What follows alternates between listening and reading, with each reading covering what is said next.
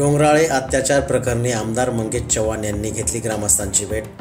मुख्यमंत्री देवेंद्र फडणवीस यांनी दिले फास्ट ट्रॅक कोर्टात खटला चालवण्याचे आदेश। आमदार मंगेश चव्हाण यांनी वेधले शासनाचे लक्ष। मालेगाव तालुक्यातील डोंगराळे येथे अवघ्या 4 वर्षाच्या चिमुकलीवर झालेल्या अत्याचार व निर्घृण हत्येने संपूर्ण उत्तर महाराष्ट्रात संताप उसळला आहे। डोंगराळे गावात आंदोलने होत असून नागरिकांनी आरोपीला फाशीची शिक्षा देण्यासाठी तीव्र मागणी केली आहे। याच पार्श्वभूमीवर आमदार मंगेश दादा चव्हाण यांनी चाळीसगाव येथील सोनार समाज बांधव यांच्यासोबत डोंगराळे गावाला भेट देत आंदोलक नागरिकांशी संवाद साधून त्यांच्या भावना ऐकून घेतल्या।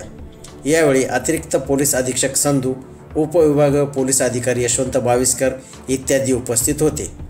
नागरिकांनी चिमुकलेला न्याय मिळावा आणि आरोपी नराधमाला कठोरातील कठोर म्हणजेच फाशीची शिक्षा व्हावी अशी ठाम मागणी आमदार मंगेश चव्हाण यांच्यासमोर व्यक्त केली। या गंभीर घटनेबाबत आमदार मंगेश चव्हाण यांनी तात्काळ राज्याचे मुख्यमंत्री देवेंद्र फडणवीस यांच्याशी दूरध्वनीद्वारे संपर्क साधून संपूर्ण प्रकरणाची माहिती दिली। तसेच नागरिकांच्या संतप्त भावना मांडणारे मागण्यांचे पत्र मुख्यमंत्र्यांना पाठविले।